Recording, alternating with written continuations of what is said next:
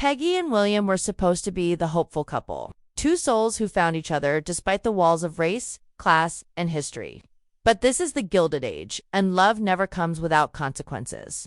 In episode 5, we're about to see everything explode. From the trailer, it's clear that William's mother is not done making Peggy feel like she doesn't belong. Her disdain is no longer Silented's public. The Russell parties, the ballrooms, even the street whispers will be filled with rumors after what she does. And Peggy, always the strong, proud woman, begins to feel the cracks forming. Because it's not just disapproval anymore. It's about a secret from her past, a secret that William doesn't even know. And his mother, she finds it. And when she does, she doesn't hesitate. She uses it like a knife, cutting into Peggy with a smile. It's the kind of scandal that could destroy a woman in this world. And William is caught in the middle, forced to choose between the woman he loves and the family that raised him. But there's more. We catch a glimpse of another man. Someone who doesn't belong to this new chapter in Peggy's life. A man with history, a man who knows the truth behind the secret. And when she runs, when she's desperate, she turns to him, not out of love, but out of survival. Her heart may belong to William, but in this moment, it's not about romance. It's about reclaiming control before the story is told for her. What happens next? That's the suspense. Will William chase after her? Will he stand up to his mother and stop the humiliation before it ruins Peggy's name? Or will he do what every man in Peggy's life seems to do, fail her when she needs him most? Because Peggy's tears aren't just for the insult. They're for the dream she's seeing slip away, and make no mistake, this moment will define everything. Not just for Peggy and William, but for their families, for their futures, for how this season ends. There's no going back after this. And in the Gilded Age, reputations are everything. One misstep and you're erased. William's mother knows that. And Peggy, she's learning that even love comes with a price tag in this world. But she's not going down quietly. You can feel it. She's fighting back. But the question is, will anyone be fighting with her? Larry Russell was supposed to be the golden boy. Smart, ambitious, charming, the perfect heir to the Russell empire. He had the brains to build something for himself and the charm to get away with anything. But in the Gilded Age Season 3 Episode 5, that golden boy shine is wearing off fast. Because behind the tailored suits and confident smiles, Larry is hiding something, and it's about to explode. After he and Jack sold their clock patent and pocketed a massive fortune, things should have been perfect. But money doesn't fix what's broken on the inside. In the trailer, we see a different Larry, one who's lying, keeping secrets, and maybe even gambling away more than just cash. Because let's be honest, when a man like Larry starts winning too much, he starts thinking he can never lose. And that's when he loses everything. Marion sees it first. The way he looks at other women, the excuses, the shifting energy. She's not stupid, she knows when a man starts to change. And Larry, he's changing fast. Maybe it's the money. Maybe it's the pressure. Maybe it's the fear of becoming his father. Whatever it is, it's pulling him away from her. And in this episode, Marion is done pretending. She starts asking questions. She digs. And when she finds out the truth that Larry has been hiding things from her, from everyone, knit cuts deep, because she thought he was different, she thought he was better. But just like every other man in her life, he lets her down. And this time, it might be too much to forgive. Meanwhile, George Russell is watching his empire tremble. After losing Mr. Morgan, he's desperate for a solution. He sees Larry's success and wants a piece of it. He wants to bring his son back into the fold, use the patent money, the influence, the momentum to fix his own problems. But Larry's not the obedient son anymore. He's built something for himself. He has power now. And when George comes to him with offers, Larry doesn't just resist, he refuses. That moment, it breaks something between them. The father who built an empire and the son who thinks he can outgrow it. The tension in the Russell house is boiling. Bertha can feel it, and Larry, blinded by pride, might be about to make the biggest mistake of his life. But it's not just his relationship with Marion or his father that's in danger, it's Larry himself. There's a darkness creeping in, and if he doesn't stop, it's going to swallow him whole. In a world like this, one bad move can destroy everything. And from the way he's behaving, it looks like Larry's about to make several fast. The money gave him power. But power without control, that's a recipe for disaster. And Marion, who once believed in him with her whole heart, may be the one to walk away this time. Not because she wants to, but because she has to. Because no woman deserves to be a consolation prize to a man in love with his own ego. And that's what makes this episode so intense. Larry is standing on the edge of something he doesn't understand. And if he falls, he's not just bringing himself down, he's dragging his family, his love, and his future with him. The question is, does he even see it coming? Asterisk. In the grand halls of the Van Rhijn home, where silence used to be a symbol of order and elegance, there's now a growing tension that feels almost haunted. And that's not just a metaphor. Ada, the quiet and gentle soul we've known for so long, is now reaching beyond the veil, trying to speak with her dead husband. It might sound strange, even foolish, to those outside this world, but for Ada, it's something deeper, something emotional, something that feels like her only escape from the tightening grip of her sister Agnes. And in episode 5, that grip is about to snap, because Ada isn't just talking to the dead, she's finally beginning to live for herself. And Agnes, she can't stand it. Everything changed the moment Ada inherited her fortune. For the first time in her life, she had money, freedom, and a voice that could no longer be ignored. And while Ada never asked for control, the simple fact that she has it now is enough to shake the entire foundation of their household. Agnes has always been the ruler of that home, sharp, proud, and terrifying in her silence. But with Ada paying the bills and making the decisions, the balance of power has shifted. And Agnes is losing her mind. Slowly, quietly, but absolutely losing it.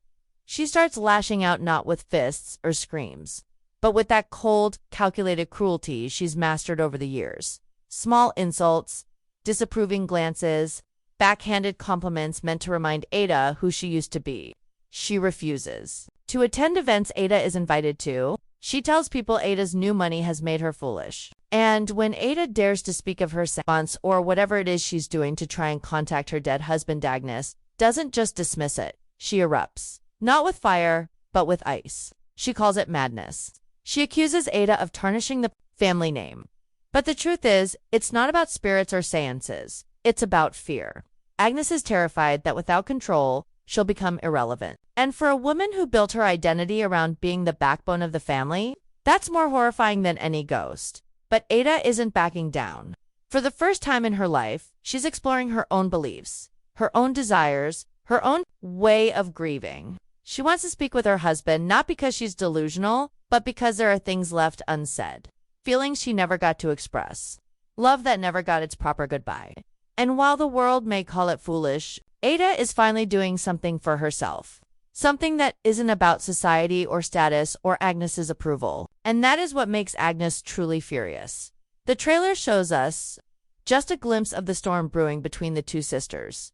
A sharp conversation, a slammed door, a cold silence that hangs heavier than any insult. And if you listen closely, you can hear it, the unspoken truth that this fight isn't just about money or ghosts. It's about power. And Agnes doesn't know how to live without it. To make matters worse, Jack's sudden wealth has thrown another wrench into the house dynamic. The young man who was once just a servant now has more money than anyone in the house, and he's trying to keep it quiet. But secrets don't last long in New York society, especially not under Agnes's roof. She senses it. She hears whispers. And when she finds out the truth, she doesn't see it as a victory for someone she once helped raise. She sees it as betrayal, a threat. She wants Jack gone. She wants things to go back to the way they were, when she controlled every penny and every person under her roof, but Ada won't let that happen. Ada stands up for Jack, quietly, respectfully, but firmly. She tells Agnes that he deserves privacy, that his choices are his own, that he's part of this household whether Agnes likes it or not. And in that moment, the unthinkable happens. Ada has the final word. The woman who spent a lifetime in the shadow of her sister is finally standing in the light, and Agnes. She has no idea how to respond. So what does she do? She leaves. The trailer hints that Agnes may disappear from the house for a while, maybe just a few days, maybe more. But her absence speaks louder than her words. It's a protest, a punishment, a warning. She's not used to being told no, and she's certainly not used to being left out. And while Ada may breathe easier without her sister watching her every move, the silence she leaves behind is anything but peaceful. Because without Agnes, the house feels empty. And in that emptiness, Ada returns to the one place she's felt comfort lately, the spirit world. But here's where it gets eerie. The trailer shows Ada sitting alone, candles lit, eyes closed, whispering into the darkness. And for a moment, it feels like she's not alone. Is it grief? Is it madness? Or is something truly happening that defies explanation? We don't know yet. But what we do know is this Sita is changing.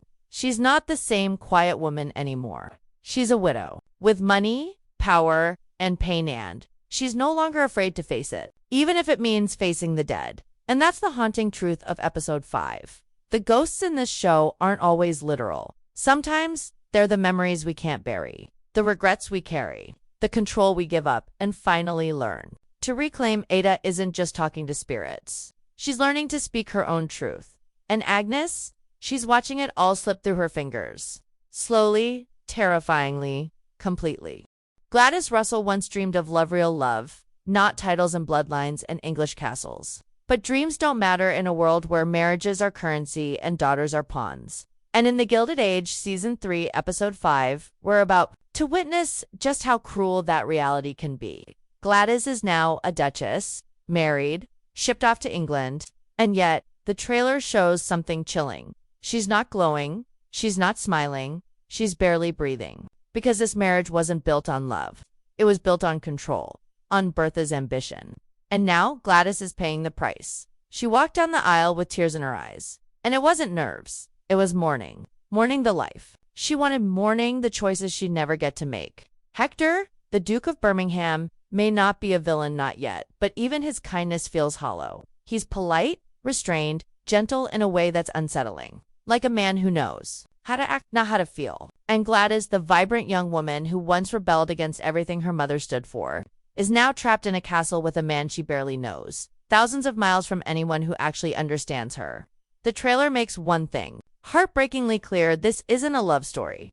It's a silent tragedy. And it's not just Hector. His sister, the cold, calculating face of aristocracies, already sharpening her claws. She sees Gladys for what she is. American, emotional, a threat to tradition. Every word she says is an insult, dressed as etiquette. Every glance is a challenge. And Gladys, she's trying. She's trying to fit in, to keep the peace, to survive. But her spirit is breaking, because she knows this is her life now. Not just for a season, not just for a visit. This is forever. Meanwhile, back in New York, Bertha believes she's won. Her daughter is a duchess. Her family has roots in English nobility. Her social climb is complete, but she doesn't see what she's destroyed in the process. Or maybe she just doesn't care. Because Bertha Russell has always believed that sacrifice is the cost of greatness. And if her daughter's happiness is that cost, then so be it. But episode 5 is starting to unravel that illusion. Because while Bertha may have power, she's slowly losing control of the people around her. George is slipping away. His business is faltering. He's more distracted, more frustrated, more distant. The loss of Mr. Morgan wasn't just financial, it was personal. George has always relied on competence, on loyalty, on winning. And now, for the first time, he's scrambling. When he hears about Larry's patent deal, he sees a way out, a shortcut back to stability. But Larry isn't that boy anymore. He's a man with his own plans. And when he says no, George doesn't just feel disappointed. He feels betrayed. So what does he do? He turns to Bertha. But Bertha isn't interested in bailing him out. Not if it doesn't benefit her. Not if it makes her look weak.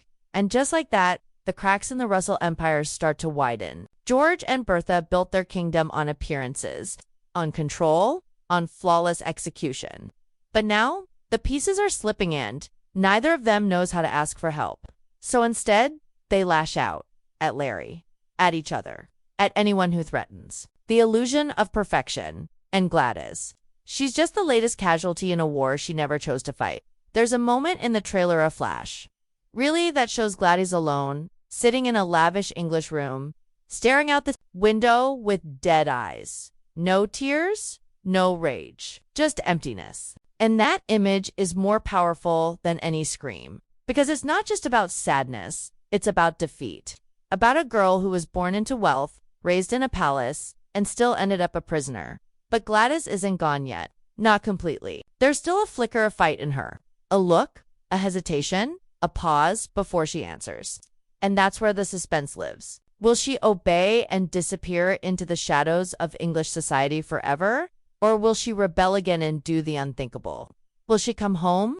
Because if she does, if she dares to defy her mother now, it won't just be a scandal. It will be a war. One that Bertha is not ready to lose. And that's the terrifying beauty of this show. The real battles aren't always fought in boardrooms or ballrooms. They're fought in glances, in silences, in choices that seem small but change everything. Gladys is standing at the edge of her own story. And episode 5 may be the moment she finally decides will she be the dutiful Duchess? Or will she burn the whole system down just to breathe again? Asterisk everything that the Gilded Age has been slowly building toward is now starting to unravel and episode 5 is where the collapse truly begins. Behind the glittering facades of mansions and marble staircases, every family, every relationship, and every secret is reaching its breaking point. The Russell Empire is wobbling under the weight of pride and deception. The Van Rhijn household is boiling with resentment, haunted by grief, and ripped apart by power struggles. And in the middle of it all, real, fragile love is being tested in ways no one was prepared for. This is the moment where alliances crumble, reputations shatter, and no one, not even the strongest, comes out untouched. Bertha, the master of social climbing, is losing control. She thought marrying off Gladys to a duke would make her untouchable. She thought she could pull every string and bend society to her will. But power built on manipulation is never permanent. Gladys is slipping away, George is slipping away. Even Larry, her most promising legacy, is rebelling. And Bertha is finally realizing that control isn't the same thing as love. She demanded loyalty, obedience, success, but at what cost? In episode 5, we'll see Bertha face something she's never truly faced before: regret. And that emotion doesn't sit well with her. It makes her dangerous, it makes her desperate. And desperate people in this world do not go quietly. Meanwhile, George's empire is in danger. The loss of Mr. Morgan created a financial hole that no amount of pride can fill. His confidence is cracking. He's used to making deals, not begging for help. But now he needs Larry, and Larry's not playing the role of obedient son anymore. Their confrontation isn't just business, it's personal. It's the crumbling of a father-son bond that's been strained for too long. Larry wants freedom. George wants control. And both of them are too stubborn to see the other's pain. This rift isn't just emotional, it threatens to split the Russells in two. And in a world where unity is power, that kind of fracture is fatal. And then there's Marian, the quiet observer, the moral compass, the woman who has endured heartbreak after heartbreak while trying to remain kind, graceful, good. But in episode 5, even Marian reaches her limit. Larry's secrets, his distance, the women he's been seen with, it all comes crashing down. And Marian, who once believed in love so deeply, begins to question everything. Every man in my life has failed me. That line isn't just sadness. It's a surrender. A recognition that in this world, women like her, honest, hopeful, open-hearted, are the ones who suffer most. And yet, even as she's breaking, she's still standing. That's what makes Marian dangerous. Not rage, not revenge, but quiet resolve. Across town, Peggy is facing her own war. William is trying to stand by her, to defend her against his mother's poison. But sometimes, love isn't enough, especially when it's surrounded by judgment, racism, and secrets that refuse to stay buried. Peggy's past is being used as a weapon. Her dignity is being attacked. And yet, she's not backing down. Because Peggy knows who she is. And if William can't protect her, if he can't choose her over his mother, then she'll walk away with her head held high, even if it shatters her heart. But the trailer suggests something else too. A reunion, a station, a final decision. Will he stop her before she leaves for good? Will he finally become the man she needs him to be? And in the Van Rhijn house, with Agnes gone and Ada stepping into her own voice, things are eerily calm. But it's the kind of calm that comes before the storm. Ada continues her search for connection with her late husband, not for spectacle, but for closure. And whether or not it's real, whether or not she hears his voice, it's giving her something she's never had before. Clarity, strength, purpose. The woman who once let her sister rule every aspect of her life is now standing on her own. And Jack, now wealthy, independent, and more aware than ever of how fragile his place is, must decide whether to stay in the world that once dismissed him or to forge something entirely new. And that's what this episode is really about. Decisions. Turning points. The moment where every character must choose who they're going to be before the world chooses for them. The stakes are no longer about parties and reputations. They're about survival. Emotional, financial, spiritual. Because in the Gilded Age, silence has a price. Secrets have consequences. And love, as beautiful as it is, can break you if you're not careful. By the end of episode 5, we're not going to see a happy ending. We're going to see the storm hit. And in that chaos, we'll find out who is strong enough to who will be swept away, because this season, it's not about who has the most money or who throws the best ball. It's about who still has a heart left after the lies, betrayals, and heartbreak. And right now, no one is safe.